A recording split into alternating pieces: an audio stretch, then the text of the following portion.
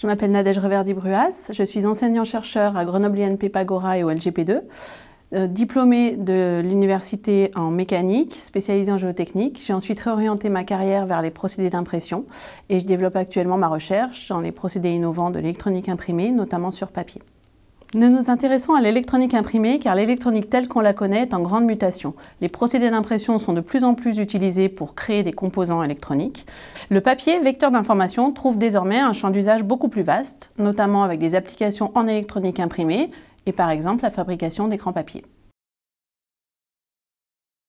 Donc, contrairement à la fabrication des cartes électroniques classiques obtenues par un procédé soustractif qui consiste à retirer de la matière, l'impression sur support papier est un système additif qui permet de n'ajouter que la matière dont on a besoin.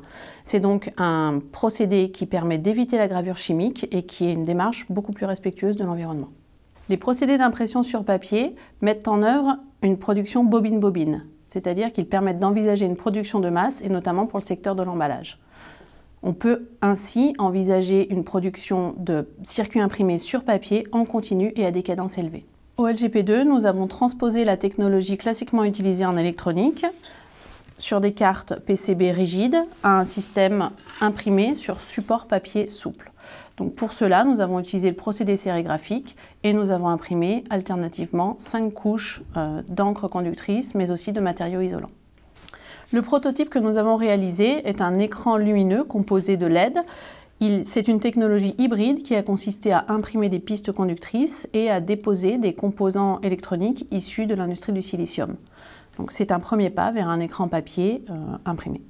Pour produire le prototype lumineux sur papier, nous avons eu à lever plusieurs verrous. Le premier de ces verrous a consisté à réaliser un empilement parfaitement repéré de 5 couches avec une alternance de couches conductrices et d'encre isolante. Le verrou suivant a consisté à utiliser des encres résistant à la flexion. Par exemple, pour un emballage qui aurait besoin d'avoir un pli, il est nécessaire de préserver la continuité des pistes pour que l'emballage puisse fonctionner. Enfin, le dernier verrou consiste à déposer les composants électroniques en utilisant une pâte conductrice argent, car la soudure classique, comme elle est effectuée sur carte électronique sur PCB, n'est pas possible dans le cas d'un substrat papier. On estime que la demande en emballage intelligent va connaître une croissance exponentielle dans les 10 prochaines années.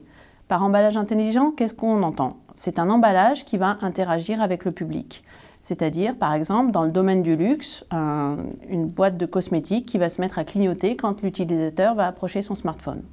On pourrait imaginer des applications dans le domaine de la traçabilité. Par exemple, un consommateur, en approchant son smartphone d'un menu, pourrait connaître la provenance de tous les aliments qui ont servi à confectionner les plats.